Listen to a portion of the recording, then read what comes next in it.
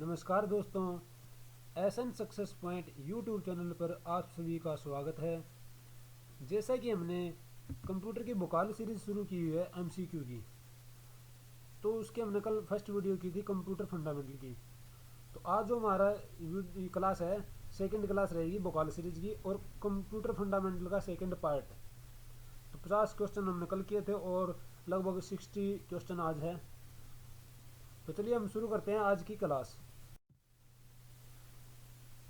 निम्नलिखित में से क्या एक इनपुट डिवाइस नहीं है? माउस, मॉनिटर, कीबोर्ड या फिर माइक्रोफोन। तो जो मॉनिटर है हमारा, वो एक इसमें से डिवाइस है जो आउटपुट डिवाइस है, यानी ऑप्शन नंबर बी। बाकी माउस हमारा इनपुट है, कीबोर्ड इनपुट है, माइक्रोफोन भी इनपुट है, यानी ऑप्शन नंबर बी हमारा राइट हो जाएगा।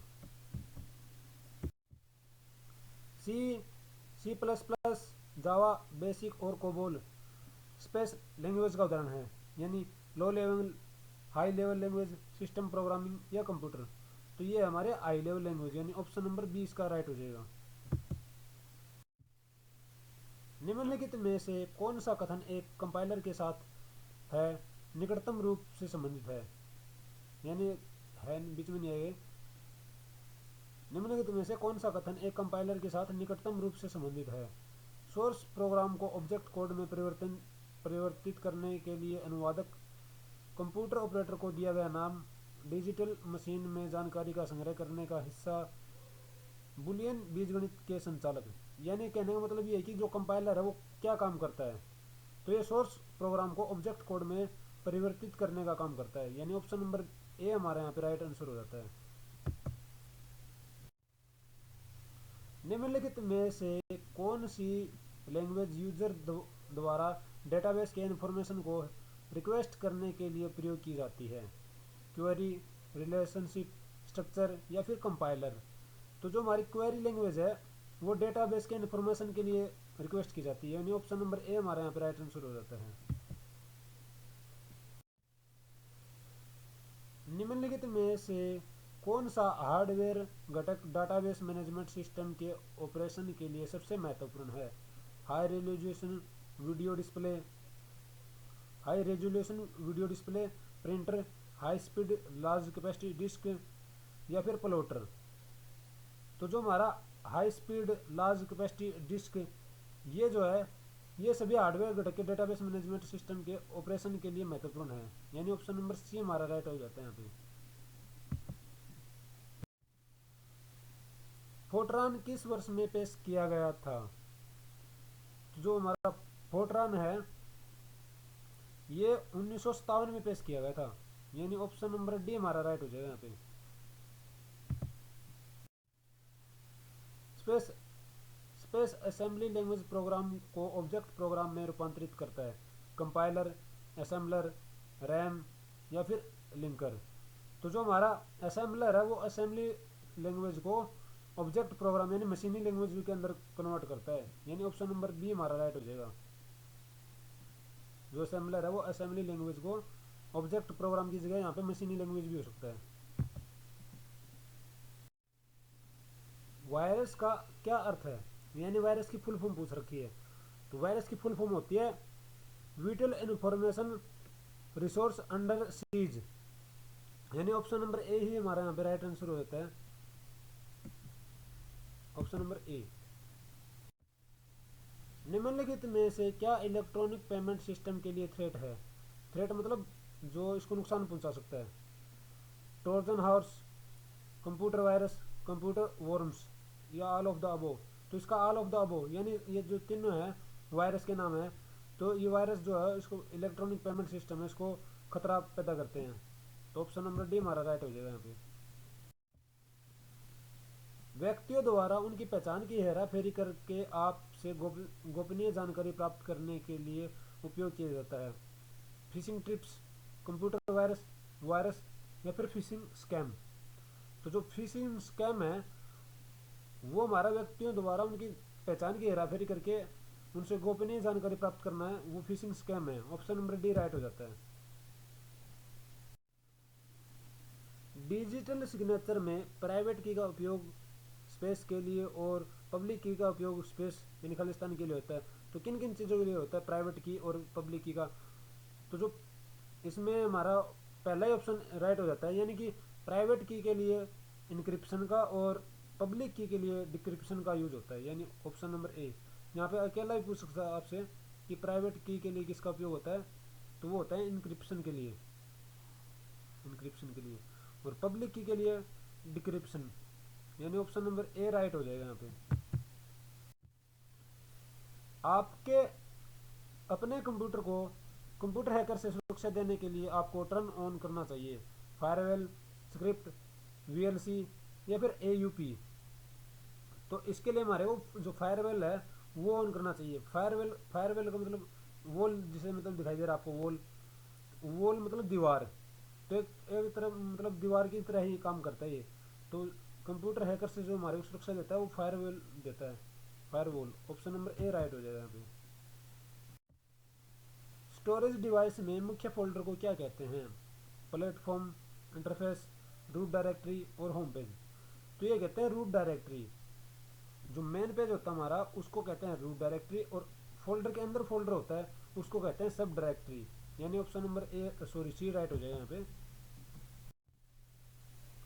निम्नलिखित में से क्या एक विंडो का आकार घटाने में पहला कदम है?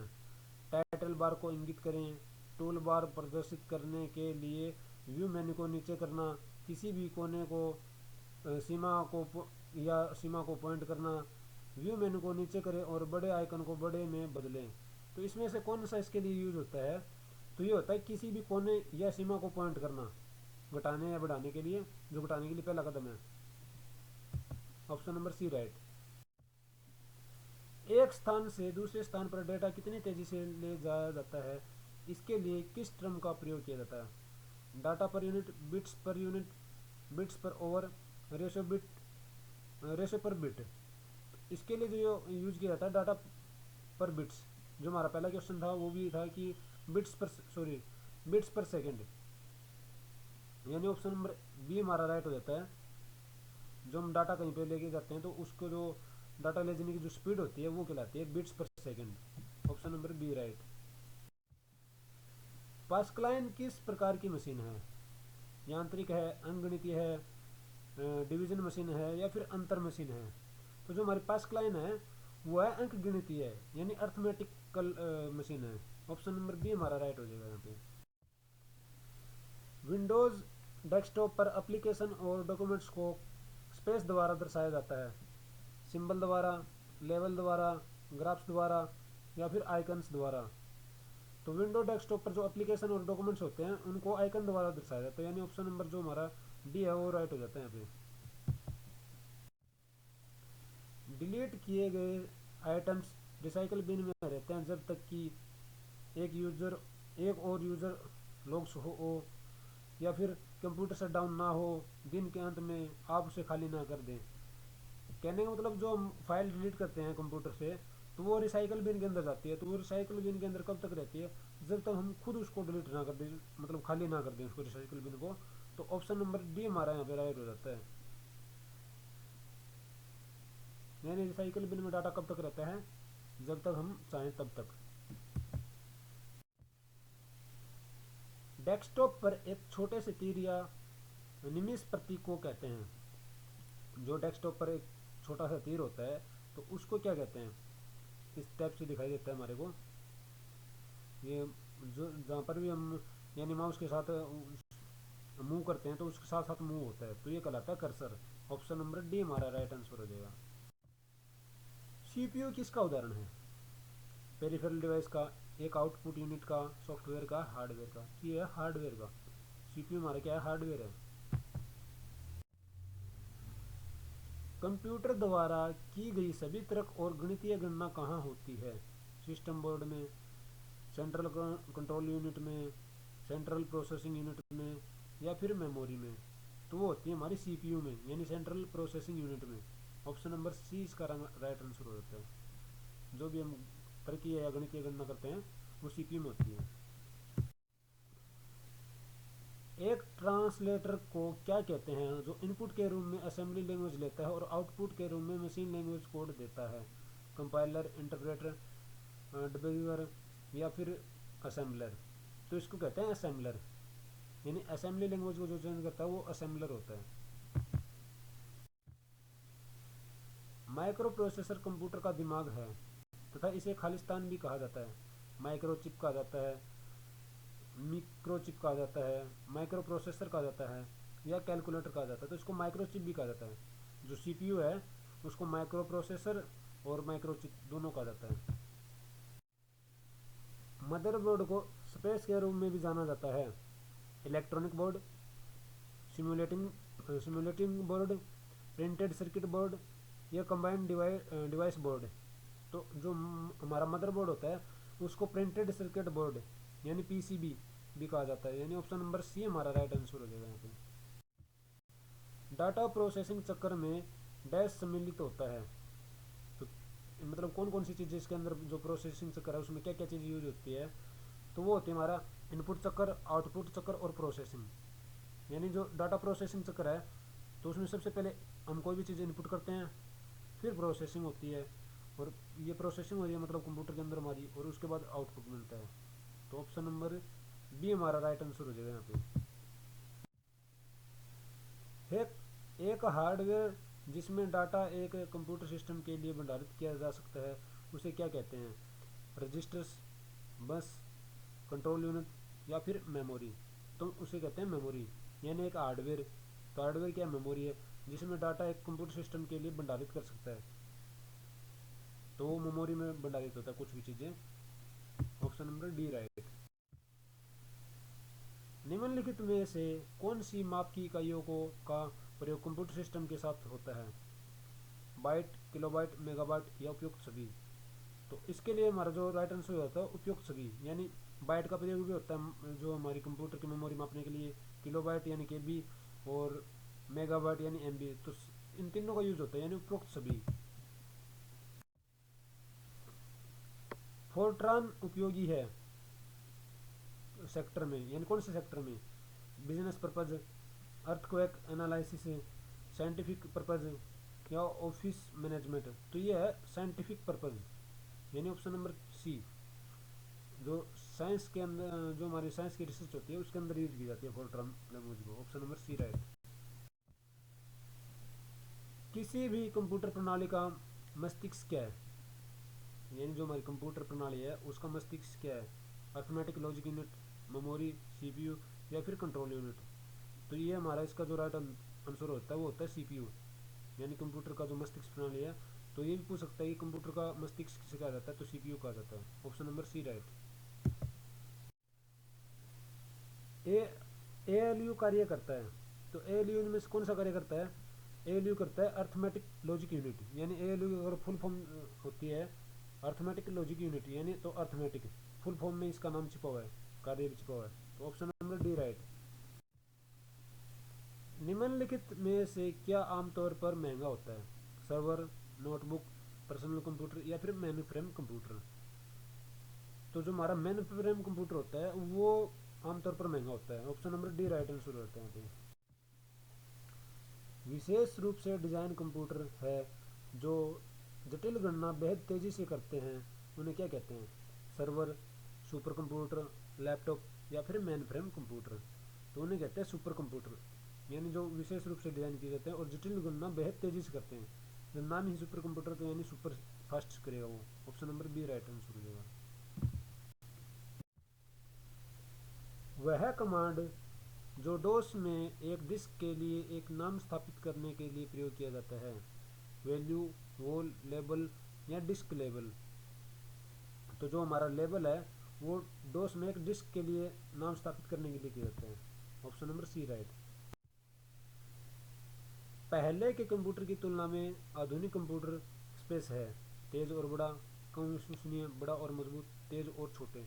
तो इसका हमारा राइट आंसर होता है तेज और छोटे, यानी ऑप्शन नंबर डी राइट। यानी आज के जो कंप्यूटर है वो तेज भी होते हैं और छोटे भी होते हैं पहले वालों से।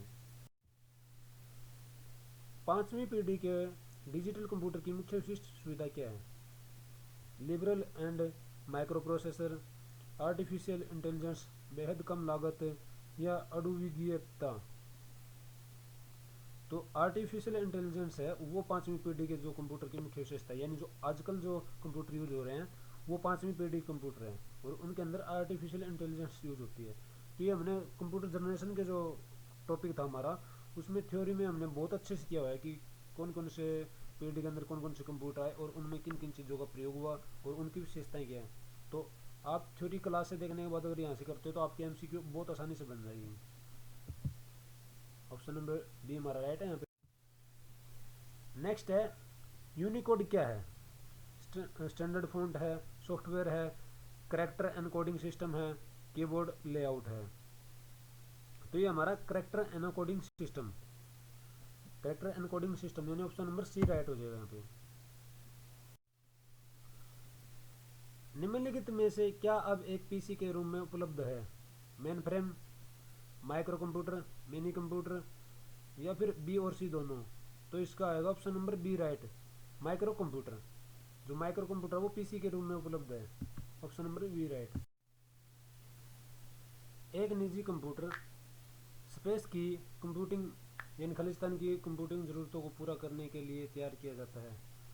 जो निजी कंप्यूटर है वो व्यक्तिगत जरूरतों को पूरा करने के लिए तैयार किया जाता है, यानी ऑप्शन नंबर ए हमारे यहाँ पे राइट आंसर हो जाता है। डेडिकेटेड कंप्यूटर का अर्थ है, डेडिकेटेड मतलब एक साफ लक्ष्य हो, जिसका स्पष्ट उद्देश्य हो। ओएस नहीं होता है यानी ऑपरेटिंग सिस्टम नहीं होता है। एक व्यक्ति द्वारा प्रयुक्त एक और केवल एक कार्य को करने के लिए या उपयुक्त सभी। तो इसका जो हमारा राइट आंसर हो जाता है एक और केवल एक कार्य को करने के लिए, यानी ऑप्शन नंबर सी राइट हो जाता है। डेडिकेटेड का मतलब ये है कि उसको स्पेशल पर्पज के लिए यूज किया जाता है या डिजाइन किया जाता है, ऑप्शन नंबर सी राइट।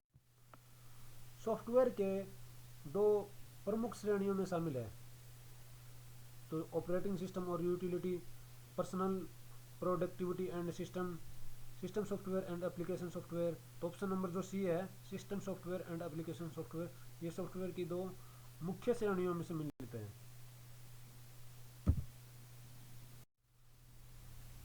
एक कंप्यूटर में बैकअप में हर कार्यक्रम की एक डाटा और सिस्टम फाइल कॉपी शामिल होती है। तो वो होती है जो एक कंप्यूटर में फुल बैकअप, यानी जो फुल बैकअप होता है उसके अंदर डाटा और सिस्टम की फाइल कॉपी शामिल होती है, यानी ऑप्शन नंबर डी हमारा राइट हो जाए यहाँ पे, फुल।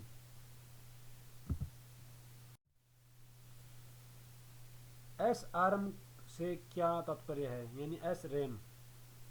तो इसका static random access memory, option number C right हो जाएगा, स्टैटिक रैंडम एक्सेस मेमोरी इसकी फुल फॉर्म होती है। निम्नलिखित में से कौन सी विंडो यूटिलिटी सुविधा अवांछित फाइलों को मिटा देती है। तो जो डिस्क क्लीनअप है वो हमारी अवांछित यानी जिस जो हमारे को जरूरत नहीं होती जिन फाइलों की जो एक्स्ट्रा में है तो उनको मिटा देती है, यानी ऑप्शन नंबर ए राइट हो जाता है यहाँ पे। डॉक्यूमेंट्स के मार्जिन पर दिखाई देने वाले कमेंट्स किस आकार के होते हैं। तो ये होते हैं बैलून शेप के, ऑप्शन नंबर जो सी है हमारा वो यहाँ पे राइट हो जाता है। और ये जो हमारा दिल्ली पुलिस का एग्जाम हुआ था उसके अंदर पूछा गया सवाल है, मतलब क्वेश्चन है। संदेशों का आदान प्रदान करने के लिए या कंप्यूटिंग प्रणालियों के बीच दूरसंचार में उपयोग होने वाली डिजिटल संदेश स्वरूप और नियमों की एक प्रणाली है। तो कम्युनिकेशन प्रोटोकॉल, राउटर, मॉडेम या फिर डीएनएस। तो जो कम्युनिकेशन प्रोटोकॉल है वो इसका राइट आंसर होता है, यानी ऑप्शन नंबर ए राइट। कम्युनिकेशन प्रोटोकॉल संदेशों का आदान प्रदान करने के लिए या कंप्यूटिंग प्रणालियों के बीच दूरसंचार में उपयोग होने वाली डिजिटल संदेश स्वरूप और नियमों की एक प्रणाली है। आमतौर पर किसी भी नेटवर्क पर फाइलों के आदान प्रदान के लिए इस्तेमाल होने वाले प्रोटोकॉल जो टीसीपी या आईपी प्रोटोकॉल का समर्थन करता है तो वो क्या होता है, एफटीपी, टीसीपी, एसएमटीपी या एचटीटीपी। तो जो हमारा एफटीपी है फाइल ट्रांसफर प्रोटोकॉल वो इनको सपोर्ट करता है, इन्हें समर्थन करता है, ऑप्शन नंबर ए राइट हो जाएगा यहाँ पे। कंट्रोल प्लस ए कंट्रोल प्लस ए शॉर्टकट की एमएस वर्ड में आपको क्या करने की अनुमति देती है? तो ये क्या करने की अनुमति देती है? चयन की गई सामग्री को बोल्ड यानी हाईलाइट करता है, हाईलाइटेड करता है, प्रिंट विंडो को खोलता है, पेज के पूरे कंटेंट को चयन करता है, चयनित अक्षर को कॉपी करता है। तो ये क्या करता है? कंट्रोल ए, ऑल, ए का मतलब ऑल सिलेक्ट यानी पेज के पूरे कंटेंट को चयन करता है। चयन का मतलब यहाँ में सिलेक्ट होता है। तो ऑप्शन नंबर सी हमारा राइट हो जाएगा यहाँ पे। एमसी अफी एक उदाहरण है। तो ये virus, antivirus, word processing software, photo editing software. तो ये है एंटीवायरस का एमसी अफी। एमएस वर्ड में कंट्रोल प्लस राइट एरो की कुंजी संयोजन यानी एक साथ खालिस्तान के लिए उपयोग की जाती है। तो ये की जाती है कर्सर को एक शब्द के दाएं ले जाने के लिए। जो राइट की है वो राइट में ले जाने के लिए, और जो लेफ्ट है वो लेफ्ट में ले जाने के लिए। जैसे कि हमारा कर्सर है, अभी यहाँ पे हमारा कर्सर है, ठीक है। तो इस कर्सर को अगर इस साइड लेके जाना, हमारे को राइट की तरफ लेके जाना है, यानी कि यहाँ पे लेके जाना है, तो कंट्रोल के साथ हम राइट एरो दबाएंगे, और इस तरफ लेके आना है तो लेफ्ट एरो कंट्रोल के साथ। यानी ऑप्शन नंबर ए राइट हो जाए यहाँ पे। कंप्यूटर का कंप्यूटर का कौन सा प्रकार वैज्ञानिक डेटा की विशाल मात्रा का विश्लेषण करने और अंतर्निहित पैटर्न प्रदर्शित करने के लिए उपयोग किया जाता है? Mainframe, server, super computer, mini computer. तो जो हमारा इसका राइट आंसर होता है option number C, super computer. जो वैज्ञानिक डाटा को विश्लेषण करता है वो सुपर कंप्यूटर ही करते हैं। आईपी एड्रेस 135.0.10.27 किस वर्ग को संबोधित करने के अंतर्गत आता है? ए, बी, सी या फिर डी? तो इसका जो हमारा राइट आंसर होता है बी, यानी ऑप्शन नंबर भी बी बी होता है, और ऑप्शन नंबर भी इसका यहाँ पे बी है।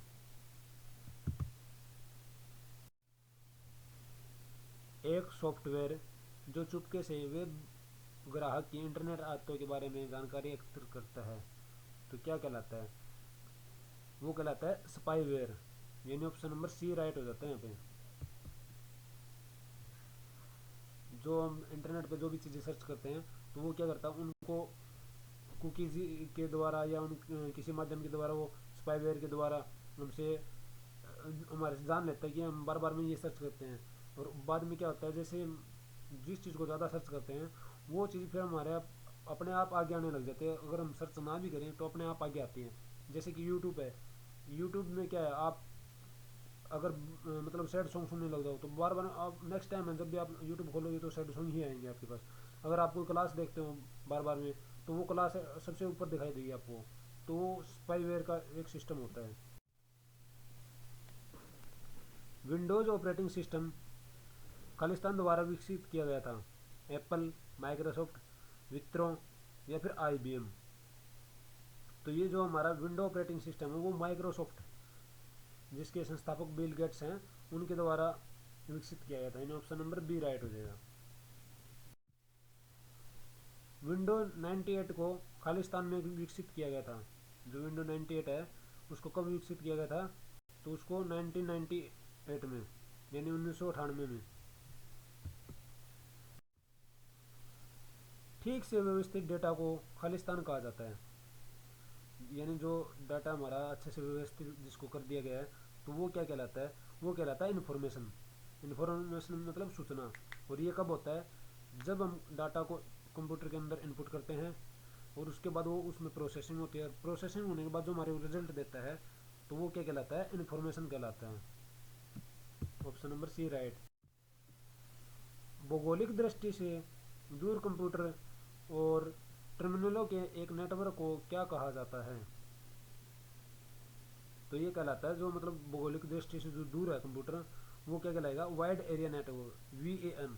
ऑप्शन नंबर सी राइट हो जाएगा इसके अंदर। जो लेन आता है वो लोकल एरिया नेटवर्क, यानी कम दूरी के अंदर होता है, एक घर के अंदर, एक बिल्डिंग के अंदर।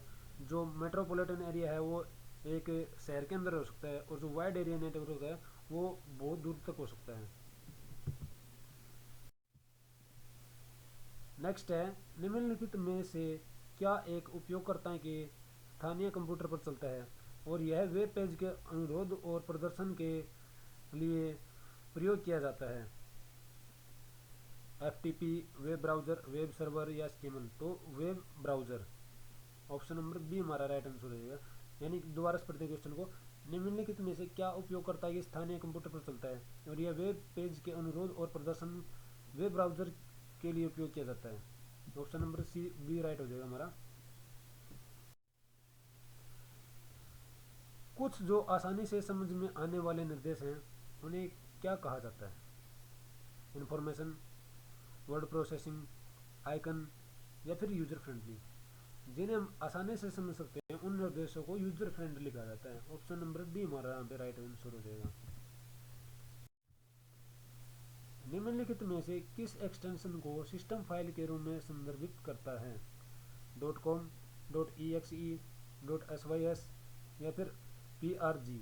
तो SYS की जो फुल फॉर्म है वो ही सिस्टम है, यानी SYS है, ये सिस्टम का ही शॉर्ट फॉर्म है, तो ये इसी का एक्सटेंशन होता है सिस्टम फाइल का। Option number C right, .sys। Computer system में संचार करने के लिए विशेष रूप से इनपुट या आउटपुट डिवाइस की अनुमति बनाया गया विशेष कार्यक्रम खालिस्तान कहलाता है? Computer, device driver, interpreter, operating system? तो जो इसका हमारा आंसर होता है डिवाइस ड्राइवर, यानी इनपुट या आउटपुट डिवाइस की अनुमति के लिए आजकल जो चीज़ें आती हैं वो लगभग बिना ड्राइवर की आती है, लेकिन जो पहले चीज़ें आती थी वो लगभग ड्राइवर की, जैसे कि प्रिंटर है, स्कैनर है, तो उनको अटैच करने के लिए यानी उनको चलाने के लिए पहले एक ड्राइवर डालना पड़ता था उसके अंदर, कंप्यूटर के अंदर, तभी वो उससे अटैच हो पाते थे। तो ऑप्शन नंबर बी हमारा राइट हो जाएगा यहाँ पे। मल्टी प्रोसेसर की क्या विशेषताएं हैं? यह स्थिरता को बढ़ाता है, यह कार्यों को वितरित करता है, मल्टी सिंगल सिस्टम की तुलना में पैसों की बचत करता है, उपरोक्त सभी? तो इसका राइट आंसर होता है उपरोक्त सभी, यानी ऑप्शन नंबर डी हमारा राइट हो जाएगा। तो जो मल्टी प्रोसेसर है वो सभी काम करता है ये।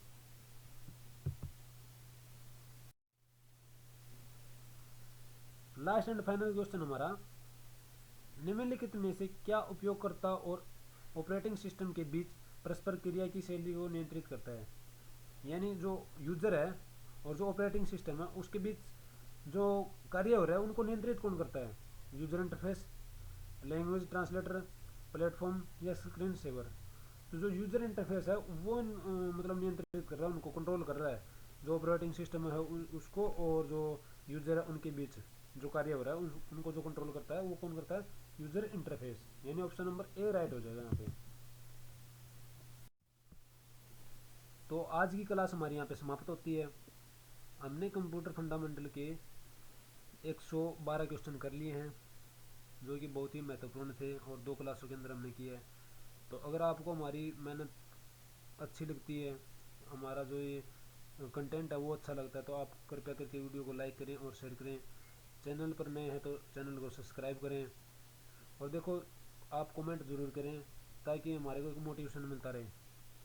अगर कुछ कमियां तो भी करें, और अगर अच्छी लगती है तो भी करें, जिससे हमारे को और मोटिवेशन मिले और हम और अच्छे से कार्य कर सकते हैं। और ये बीच में कभी कभी थोड़ा सा गैप आता है बोलने के अंदर, तो वो आता है पीपीटी की वजह से, क्योंकि अभी हमारे पास इतना वो नहीं है, संसाधन नहीं है कि हम किसी अच्छे से सॉफ्टवेयर पर वीडियो बना सकें, तो इसलिए पीपीटी से ही वीडियो बनती है। तो बीच बीच में जब स्लाइड चेंज होती है तो वो कट जाती है, तो उसको आप मैनेज कर लें। और मुझे पूर्ण विश्वास है कि मैं आपको बहुत अच्छा कंटेंट दे पाऊँ। तो करीब हमारे पास 2000 क्वेश्चन है ये, जो हम वीडियो के माध्यम से आपको प्रोवाइड करवाएंगे, और पीडीएफ के माध्यम से भी। पीडीएफ के लिए आप हमारे व्हाट्सएप ग्रुप को ज्वाइन कर लें या टेलीग्राम ग्रुप को ज्वाइन कर लें। कल मैं उसका लिंक डाल दूंगा इसके अंदर, डिस्क्रिप्शन के अंदर। तो आप वीडियो को प्लीज़ शेयर करें। मिलते हैं नेक्स्ट क्लास में, तब तक के लिए जय हिंद, जय भारत, थैंक यू।